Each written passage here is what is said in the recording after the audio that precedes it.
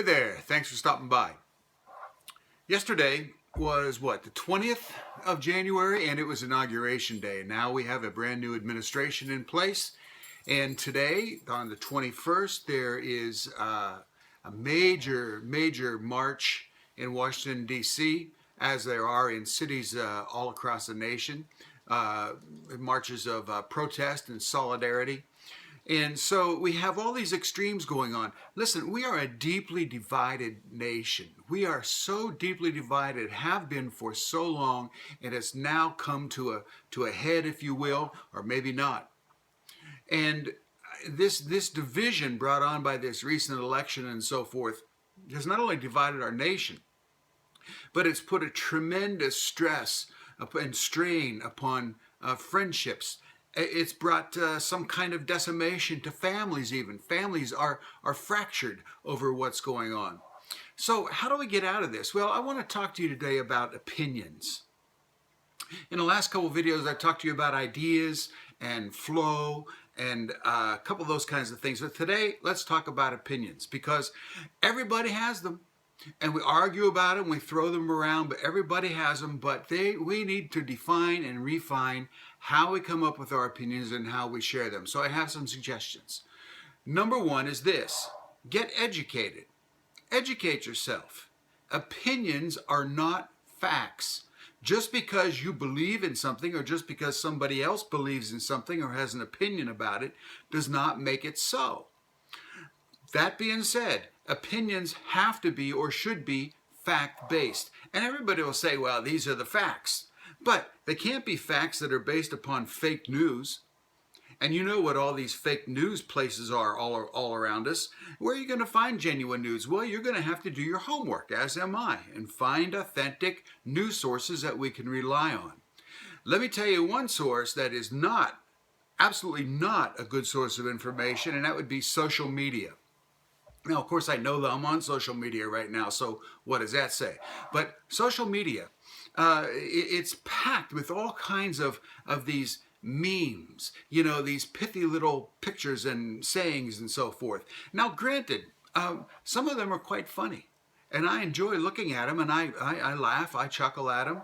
Some of them are meaningful, not too many, but a handful. Most of them are just plain stupidity. Listen, we are surrounded by stupidity in our world. It's almost like this tsunami of stupidity that surrounds us and it washes over us all the time. You have to get educated. You have to bring yourself above that muck of ignorance and make your opinions count for something. Make them based on something factual. All right, that's number one, get educated. Number two is this: you got to use your thinking skills. You got to put this thing that God gave you, you got to put it to some kind of use.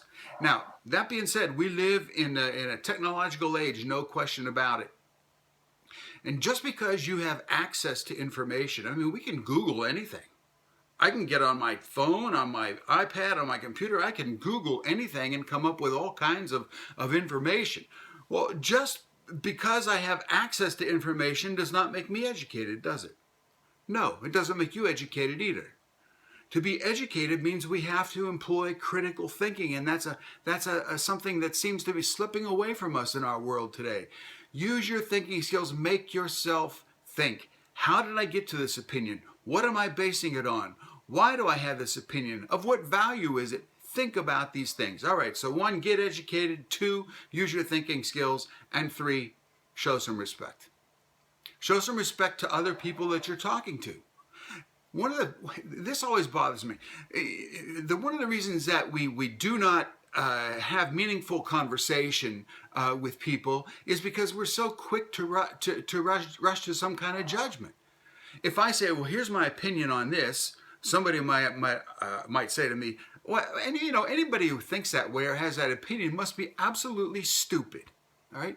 Now, as soon as I hear that, I'm out of the conversation. And as soon as I have harsh words to say to somebody else because their opinion might be different than mine, they're out of the conversation, or we get into this massive argument. That doesn't do anybody any good. You have to stop the name calling. As long as we're just picking at each other, we have to remember this: you cannot soar with the eagles when you're scratching with the turkeys. You can't do it. So you have to show some respect. So these three things: get educated, educate yourself. Number two, use your thinking skills, and you're capable of this. Number three, show some respect. We have major issues in our world. We have major issues in our nation. We have major issues in our churches, our synagogues, our mosques, our workplaces, and our homes. How do we come to some kind of fruitful, meaningful resolution to these things, making a move forward? Well, we got to share opinions. And after we share opinions, we got to work on them. And we have to share our opinions in a civilized way. That's something we need to think about and learn today. Thanks for stopping by.